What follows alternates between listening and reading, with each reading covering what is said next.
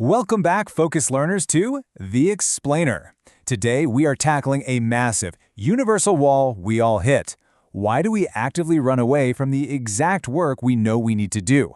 We're going to decode the real biological battleground happening right now inside your brain, the actual science of procrastination, and how modern distractions are literally weaponized against us.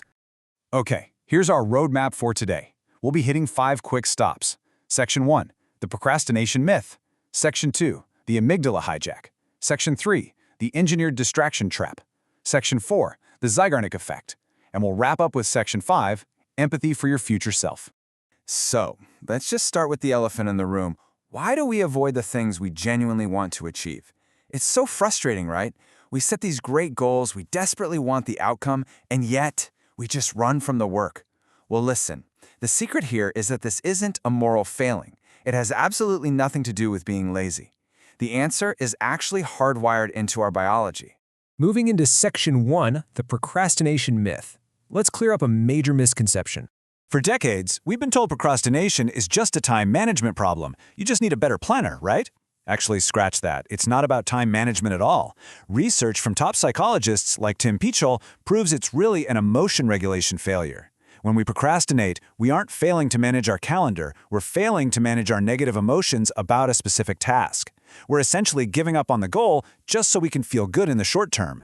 To put this into perspective, roughly 20% of the population are habitual procrastinators. That's 1 in 5 people. They constantly prioritize that immediate feeling of, I just don't feel like it right now, over what they actually want in life. And this creates a toxic downward spiral.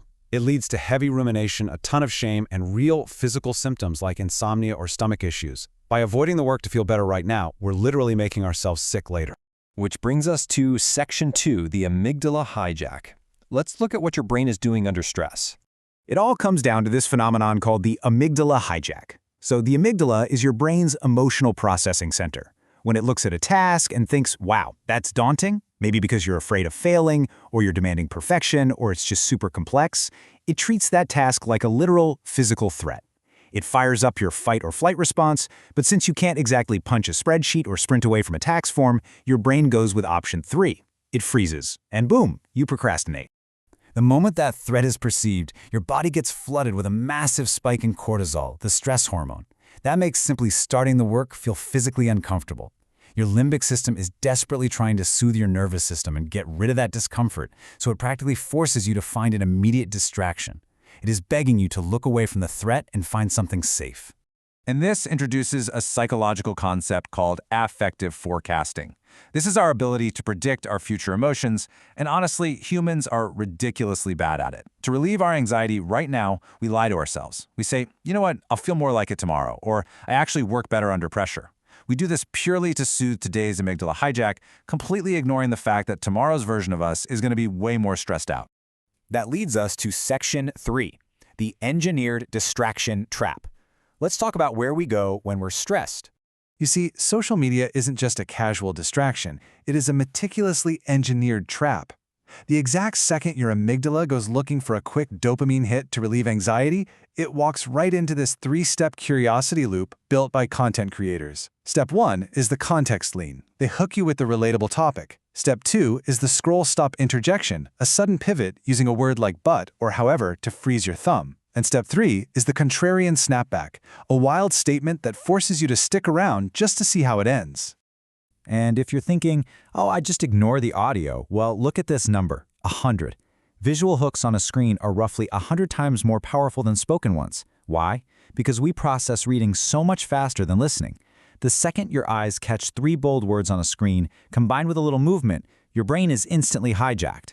Before your rational mind can even say, wait, I really need to finish that report, you are fully locked into their loop. And this engineered trap completely ruins our downtime, leading to sleep procrastination. It's that classic one more thing-itis. You genuinely plan to go to bed, but you make a rational decision to watch just one more 60-second video. Because the time commitment is so tiny, your brain justifies it. But making rational decisions over irrationally short periods cascades fast.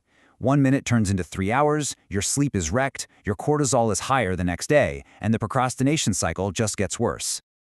Okay, Section 4, the Zeigarnik effect. Let's shift gears and look at a powerful tool for getting unstuck. Enter the Zeigarnik effect. This is an absolutely brilliant psychological concept. It's our brain's natural tendency to remember uncompleted tasks far better than completed ones. If you've ever felt like your undone chores are just haunting you, buzzing in your head like 20 open internet tabs, this is exactly what's happening. This effect was actually discovered way back in the 1920s by a Soviet psychologist named Bluma Zeigarnik. She was watching waiters in this crowded restaurant and noticed something amazing. These waiters could remember super complex, unpaid orders flawlessly in their heads, but the exact second the bill was paid, poof, it completely vanished from their memory. The takeaway?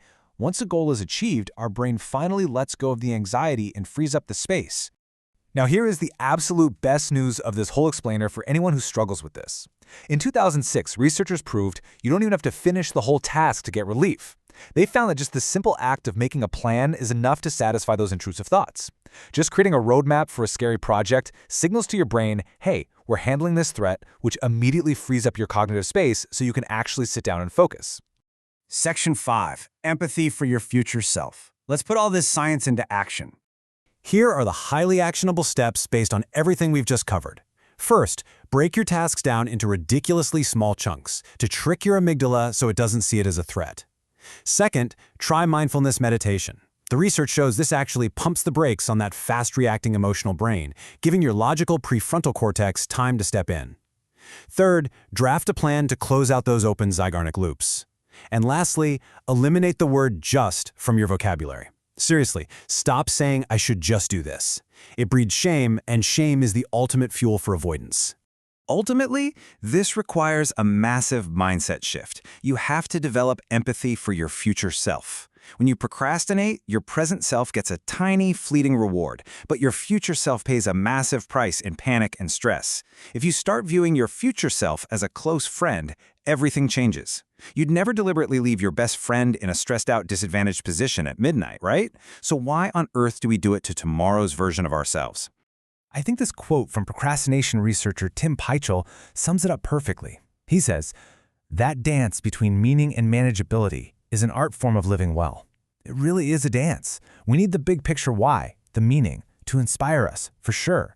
But we absolutely rely on the tiny, actionable steps, the manageability, to actually get it done without our brains completely freezing up. So I'm going to leave you with this final provocative question. What open loop are you going to create by starting today? Knowing that the Zeigarnik effect forces your brain to crave completion, your goal right now isn't to finish some massive, intimidating project. No way. Your goal is to just start one tiny, manageable piece of it. Stop scrolling, break out of that engineered distraction loop, and go open a new, productive loop right now. Thanks for joining me on The Explainer, and I'll see you next time.